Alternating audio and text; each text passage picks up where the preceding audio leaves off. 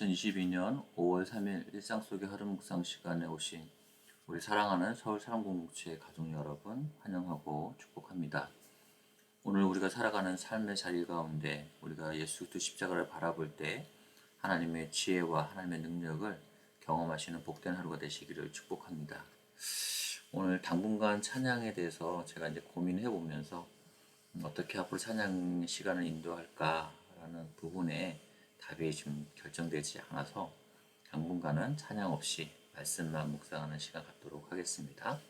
오늘 우리가 함께 나눌 말씀은 고린도전서 1장 18절에서 25절까지의 말씀입니다. 우리 함께 읽어가도록 하겠습니다. 십자가에 관한 말씀이 멸망할 사람들에게는 어리석은 것에 불과하지만 구원받은 우리에게는 하나님의 능력입니다. 성경에 이렇게 기록되어 있습니다. 내가 지혜로운 사람들의 지혜를 멸하고 지식 있는 사람들의 지식을 물리치리라. 지혜 있는 사람이 어디 있으며 학자가 어디 있습니까? 이 시대의 변론가가 어디 있습니까? 하나님께서 이 세상의 지혜를 어리석게 하지 않으셨습니까? 세상이 자기의 지혜를 통해서는 하나님을 알지 못하게 하신 것이 하나님의 지혜입니다. 그래서 하나님께서는 우리가 전하는 어리석어 보이는 말씀 선포로 있는 사람들을 구원하기를 기뻐하셨습니다. 유대인들은 표적을 요구하고 그리스인들은 지혜를 찾습니다. 하지만 우리는 그리스도께서 십자가에 못 박히셨다고 전합니다. 이것이 유대인들에게는 걸려 넘어지게 하는 것이요 이방인들에게는 어리석은 것이지만 유대인들이 되었든지 그리스인이 되었든지 부르심을 받은 사람들에게 그리스도는 하나님의 능력이며 하나님의 지혜입니다. 하나님의 어리석음이 사람의 지혜보다 더 지혜로우며 하나님의 약함이 사람의 강함보다 더 강합니다. 아멘. 오늘 이 말씀을 통해 하나님께서 우리에게 말씀하여 주시기를 축복합니다. 오늘 본문은 사도 바울이 고린도 교회가 신앙의 본질인 예수 그리스도의 십자가 복음보다 특정한 사역자를 추종하는 것에 집착하여서 분단과 분열한 사실을 지적하고 책망하며 교회의 유일한 기반인 예수 그리스도의 십자가에 대하여 설명하고 있습니다. 저는 청소년기를 신당동 떡볶이를 먹으면서 자랐는데요. 신당동 떡볶이 맛집 중에 마복님 할머니네가 유명했었습니다. 그 이유는 우리가 다 뻔하게 알고 있는 사실인데요. 며느리에게도 가르쳐주지 않는 소스의 비결이 있는 겁니다. 그런데 시간이 지나니 그 소스의 비결이 아들들에게 전수가 되어지고 그래서 그 아들들이 여러 군데 떡볶이집을 운영하더라고요. 여러분, 아들들에게 그 떡볶이집이 운영되었지만 결국은 그 집의 비결은 계속되을 수 있는 것은 소스의 비결이 있는 것입니다. 이런 맛집들이 많을 겁니다. 그런데 시간이 지나가다 보면 가끔 원래 원조의 맛을 잃어버린 맛집들을 만날 때가 종종 있습니다. 그럼 더 이상 그 집은 맛집이 아닌 겁니다. 그것처럼 우리 교회도 마찬가지입니다. 잃어버리지 말아야 할 것이 있습니다. 우리가 잃어버리면 원래 교회가 가진 맛을 상실해버리는 그것.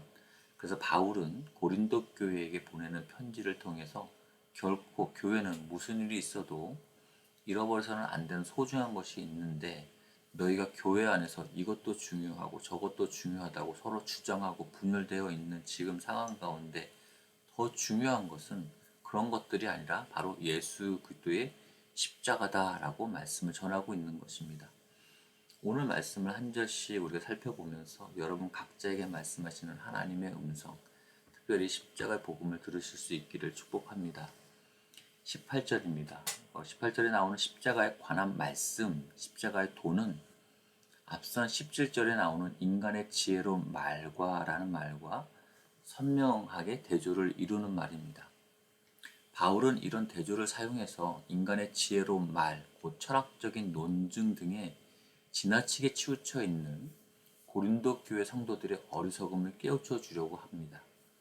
바울은 18절에서 능력에 대한 이 능력이란 말과 대립관계에 있는 말로 약함이 아닌 어리석음을 두었습니다. 십자가 능력의 반대는 약함이 아니라 어리석음이라는 겁니다. 왜냐하면 어리석음은 아무 열매도 없는 헛된 것을 추구하는 것입니다. 반면에 십자가는 사람들을 구원으로 이끌어갑니다. 사도 바울에게 십자가의 도는 사람들의 영원한 운명을 결정하는 것이었습니다. 십자가의 도를 수용하느냐 그렇지 않느냐에 따라서 멸망받는 사람과 구원받는 사람으로 나누어지게 되는 것입니다. 19절에서 바울은 이사야 선지자가 이 세상의 지혜가 역전될 것을 예언한 내용을 다시 인용하면서 그 예언이 십자가에서 성취되었음을 말씀하고 있습니다.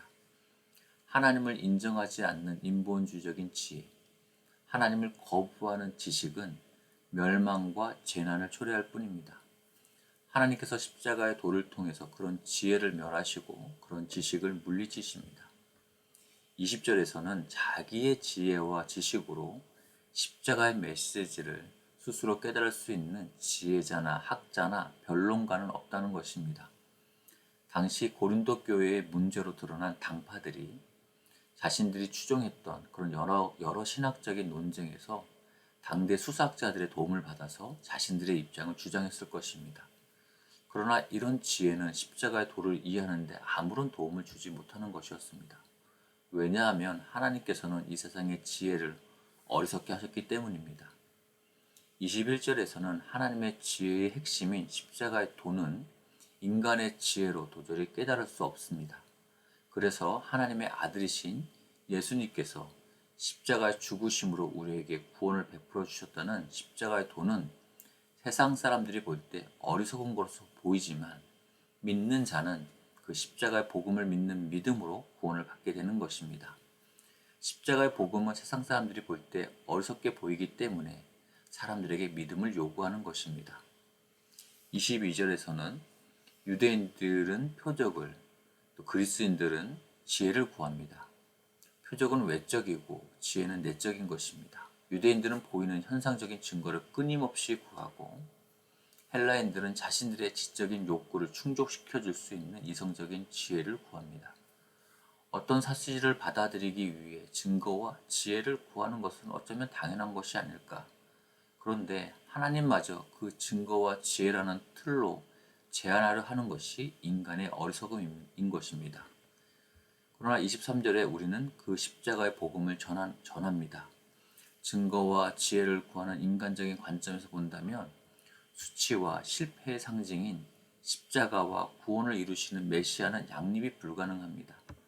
메시아는 능력과 영광과 승리라는 긍정적인 의미를 지니는 반면에 십자가는 무능과 치욕과 실패라는 부정적인 의미를 지니기 때문입니다. 반역자들이나 당하는 처형인 십자가가 평화의 왕 메시아와 어떻게 함께 할 수 있었겠습니까?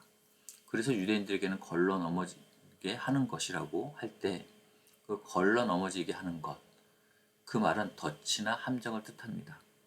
저주와 수치의 상징인 십자가에 못 박혀 죽은 그리스도는 유대인들에게 실족해 하는 덫이나 함정이 되었습니다. 그들에게 메시아는 그들 민족과 나라를 로마의 압제로부터 해방시켜줄 승리자로 인식하고 기대했기 때문입니다. 그리고 헬라인들에게는 영이신 하나님께서 인간의 육신을 입고 오셔서 십자가에 죽으신다는 것은 도저히 받아들이기 어려운 어리석은 생각으로 여겨졌을 것입니다. 그러나 우리는 믿지 않는 사람들이 볼 때 걸려 넘어지고 어리석어 보이는 그 십자가의 복음을 전하고 있습니다. 왜냐하면 부르심을 입은 사람들에게는 그 사람이 유대인이든 헬라인이든 상관없이 십자가를 지신 예수 그리스도께서 하나님의 능력이요 지혜가 되시기 때문입니다. 하나님의 능력과 하나님의 지혜는 부르심을 통해서 나타났습니다. 이 세상의 지혜로 판단할 때 어리석은 것이요 걸림돌이 되는 십자가의 그리스도가 구원의 사건이라고 깨달을 수 있게 되는 것은 우리의 지혜로는 불가능한 것입니다. 그것은 오직 우리를 구원하시려고 먼저 작정하시고 우리를 믿음으로 부르셨기 때문에 가능한 것입니다. 모순처럼 보이는 그리스도의 십자가의 실상은 하나님의 가장 완벽한 지혜요 탁월한 능력이었습니다. 세상의 지혜로는 어리석은 것으로 판단되는 것이 이 그리스도의 십자가가 인간의 최상의 지혜보다 더 지혜롭고 세상의 판단으로는 무능과 패배의 상징으로 보이는 이 그리스도의 십자가가 인간의 최고의 힘보다 더 강합니다.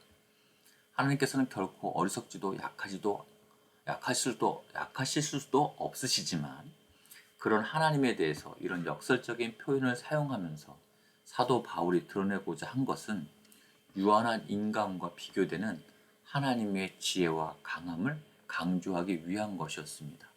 그러면서 동시에 스스로 지혜 있다라고 자부하나 실제로 어리석었으며 강하다고 자부하나 약한 인간의 그 면모를 보여주는 것입니다.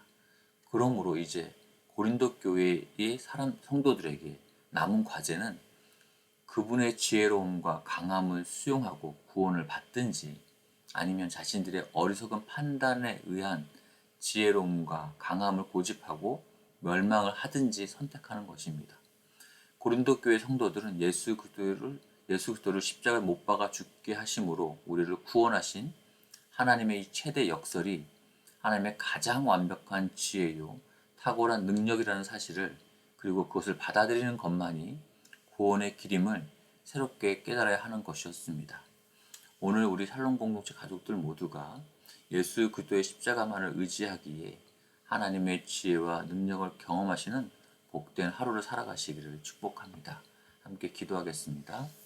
사랑하는 하나님 아버지, 오늘 묵상한 말씀을 통해서 우리의 지혜와 우리의 능력을 의지하는 것이 아니라 하나님의 지혜요 하나님의 능력이신 예수 그리스도의 십자가를 의지하며 예수 그리스도 십자가만을 사랑하는 하루의 삶을 살아갈 수 있도록 우리를 붙들어 주시기를 기도합니다.